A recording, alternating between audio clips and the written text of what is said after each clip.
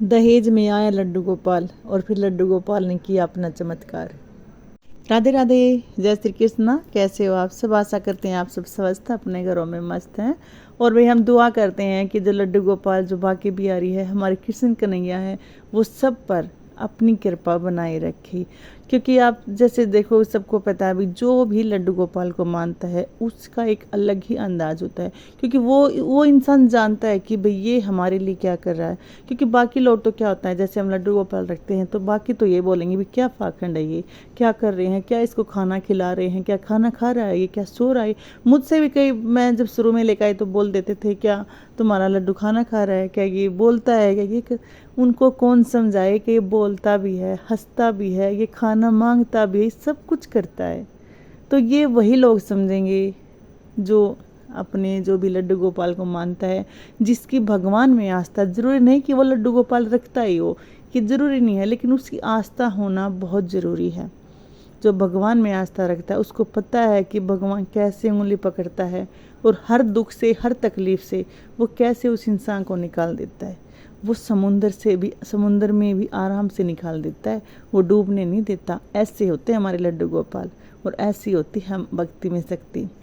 तो भी ऐसी ये कहानी है, ये एक बिन माँ की बेटी जिसके पैदा होते ही उसकी माँ की डेथ हो गई। और भाई जिसके पैदा होते ही जिसकी माँ गुजर जाती है ना, जिसकी माँ भगवान को प्यारी हो जाती है ना, खासकर जो लड़की होती है ना, उसका जीवन बहुत ही दुखदायक होता है। भाई भाई जो भी उसको जो पालता है ना, मतलब ये लगा लो कि बहुत ही मतलब बुरी दशा होती है उस लड़की की। कोई अच्छे से संभाल नहीं करता। बहुत ही कम लोग ऐसे हैं जो उसको अपनी बेटी मान कर रखते हैं। लेकिन जो भी भाई काकी ताई जो भी कुछ होता है ना, बाकी वो लड़की ही समझती है, जिसकी माँ नहीं होती, जिसके पैदा होते उसकी माँ गुजर जाती है। तो भी ऐसी ही लड़की की कहानी है ये, और ये कहानी सच्ची है। ये रांची की एक लड़की थी जिसके पैदा होते ही उसकी माँ की डेथ हो जाती है। उसको भी जो जो उसकी ताई ताऊ थे उसने उसको पाला था। वो बड़ी हो गई, क्योंकि देखो जब माँ नहीं होती है ना तो बहुत जल्दी बेटी को काम लगा दिया जाता है, उसको ताने दिए जाते हैं। उसको वो हमेशा ताने देती थी कि पैदा होते ही अपनी माँ को खा गई। जब ये सुनती है छोटी सी बच्ची, जब ये बातें सुनकर बड़ी होती है, तो आप सोच सकते हो कि वो अंदर से कितनी रोती होगी। तो ऐसा ही सुन कर वो लड़की बड़ी हो गई, शादी के लायक हो गई, और उसकी शादी हो गई। लेकिन जब शादी हुई तो जैसे शादी में दहेज, आज भी देखो दहेज की बहुत बुरी बीमारी है, लेकिन आज भी हमारे समाज में ये चीज़ें हैं। तो जैसे उसकी शादी हुई तो लड़की के जो ताऊ जी थे उन्होंने हाथ जोड़कर लड़की के ससुर से बोला कि हमारे पास भी बेटी है और देने के लिए कुछ भी नहीं है। तो वो जो लड़के का पापा था वो बोला कि भी ठीक है, आप हमें लड़की दे रहे हो तो इससे बड़ा और हमें कुछ भी नहीं चाहिए। क्योंकि वो बहुत ही अच्छे इंसान थे, और जो माँ बेटा थे, जो लड़की के पति और उसकी सास थी, वो बहुत ही लालची इंसान थे, उनको दहेज चाहिए था। तो ऐसा जब लड़के के पिता ने बोला तो वो बहुत, मतलब लड़की बहुत ही खुश हुई कि भी उसको एक मतलब ससुर के रूप में अपने जो है उसको बाबा मिल गए। तो उसकी शादी हो जाती है, वो घर पर आ जाती है। तो जो उसकी सास है उसका भतीजा वहाँ पे रहता है, तो वो उसको बताता है कि जो दहेज है वो जो हमारे फूफा जी ने नहीं मांगा, और उसने बोला कि आपने लड़की दे दी है, इससे ज़्यादा हमें और कुछ भी नहीं चाहिए। और वो लड़की अपने साथ में क्या लेकर आई? वो लड़की अपने साथ में बाल गोपाल लेकर आई। वो बाल गोपाल की सेवा करती थी।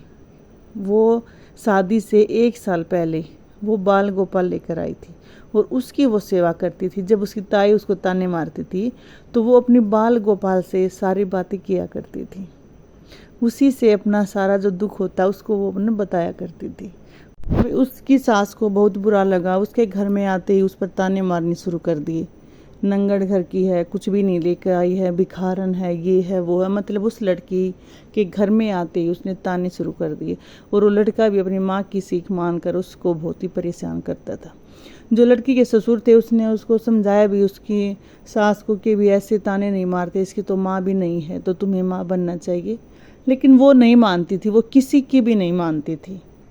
और बात बात पर वो दोनों माँ बेटा उसको पीटते थे। और जब भी उसको मतलब पीटते थे वो कुछ भी नहीं मतलब बेचारी कुछ भी नहीं बोल रही थी, क्योंकि उसको भी लगता था कि वो मायके में जाए तो किसके पास जाए। तो वो जो भी उसकी बातें होती थी वो सारी बातें अपने लड्डू गोपाल से बताती थी। तो सास ने देखा कि भी इस टोकरी में कुछ है, तो उसने देखा कि उसमें लड्डू गोपाल है, तो उसकी सास ने उसको और भी पीटा कि तू पाखंड करती है, ये करती है, तो काम कब करेगी, क्यों इसके पीछे पड़ी है, ये है वो है। तो भी ऐसे ही एक दिन उसके घर में मिठाई आई हुई थी, तो उसकी सास ने उसको 2 मिठाई दी थी, गिनकर मिठाई दी थी उसको। उसकी इतनी हिम्मत नहीं थी कि अपने घर में कुछ भी खा सकती थी। वो दिन रात रोती थी, दिन रात उसको पीटते थे, किसी से बात नहीं करने देते थे, और वो फिर भी अपने लड्डू गोपाल से अपने उसको अपना लल्ला बोल कर उससे बातें करती थी, उसको खाना खिलाती थी। तो उस दिन वो उसको बड़े प्यार से वो मिठाई खिला रही थी। तो उसकी जो सास का भतीजा वहाँ पे रहता था, उसने अपनी बुआ को बताया कि वो उसको मिठाई खिला रही है। तो उसकी सास और वो लड़का आया और उसने उसके हाथ से मिठाई छीन ली, बोली कि तू इसको मिठाई खिलाएगी, ये मिठाई हमें दे। और लड्डू गोपाल की टोकरी से और उसके हाथ से मिठाई छीनकर वो दोनों बुआ बेटा खुद खाने लगे। और उस लड़के ने फिर उस बाकी बिहारी की जो लड्डू गोपाल की बांसुरी थी उसको भी उठा लिया और उस बांसुरी को फेंक दिया। इतना सब लड्डू गोपाल ने देखा, और उसकी सास ने फिर वो मिठाई छीन कर अगले दिन उसको 1 रोटी खाने को दी और बोला इसको या तो तू खुद खा और या अपने लड्डू गोपाल को खिला। और जब वो उसको लड्डू गोपाल को खाना खिलाने लगती है और उसको बांसुरी उसके पास में रखी थी, उस लड़के ने आकर फिर बांसुरी छीन ली और बांसुरी को फिर से फेंक दिया। तो वो फिर भी अपने लल्ला से यही बात करती कि कब तक तू मेरी परीक्षा लेगा, कब इनको सबक सिखाएगा, कब तक मेरी परीक्षा लेगा, और अपने लल्ला को सुला देती थी। ऐसा करते करते उसको 2 साल हो चुके थे। लेकिन हद तो ये हो गई थी ना कि उसने उसके हाथ से बांसुरी छीन ली, मिठाई की छीन ली, खाना छीन लिया। इससे पहले भी वो इससे ऐसी दुखी थी, लेकिन हद हो गई थी, हद पार हो गई थी। बाकी बिहारी जो देख रहे थे उससे भी बर्दाश्त नहीं हुआ कि भी मेरे भक्त को कितनी तकलीफ़ देते हैं, कितनी मतलब अब तो भी मतलब लास्ट हो चुका था हर तकलीफ़ का। तो हुआ क्या, जब वो रात को सोने लगे तो वो बुआ थी, मतलब सास थी, और उसका जो भतीजा था उसके कानों में अजीब अजीब आवाज़ आने लगी। इतनी अजीब आवाज़ आने लगी कि उनकी चीखें निकलने लगी। वो चीख चीख कर सबका नाम लेकर चीख रहे थे, लेकिन कोई भी उनकी आवाज़ नहीं सुन रहा था। वो रात को पागल हो चुके थे। तो वो सुबह उठे, दूसरे से उन्हें अपने दोनों ने बातें की, तो वो फिर भी चुप रहे कि शायद हमारा वहम है। अगले रात फिर ऐसा हुआ।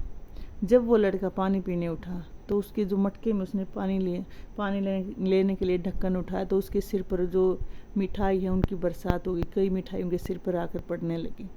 वो डर गया और वो बेहोश हो गया। तो उसने अपने बुआ जी से बताया कि इस जो टोकरी है, ये जो तुम्हारी बहू है, ये टूना टोटका करती है और इस टोकरी में कुछ चमत्कार है, इसमें जादू है। तो वो दोनों बुआ भतीजा चले उस टोकरी को उठाकर बाहर फेंकने के लिए रात को, कि इसको उठाकर हम बाहर फेंकेंगे। तो जैसे ही वो टोकरी उठाते हैं, जैसे वो लड़का टोकरी उठाता है, उनसे टोकरी हिली नहीं और उनका ऐसे हुआ जैसे वो किसी ने उनको फेंक दिया। फिर वो सांस चलती है उसको उठाने, ऐसे ही बारी बारी उन दोनों को फेंक देते, टोकरी उनसे उठाई नहीं जाती। और ऐसा हो गया, फिर बार बार वो यही करते और बार बार नीचे गिर जाते।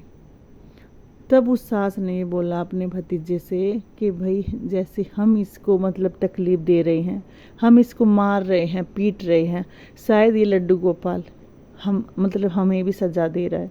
उस दिन इतनी मारपीट हुई उनके साथ, मतलब इतना लड्डू गोपाल ने उनको फेंक फेंक के मारा, एक दूसरे चलते चलते गिर जाते, इतने परेशान कर दिए रात में कि वो चल भी नहीं सकते थे।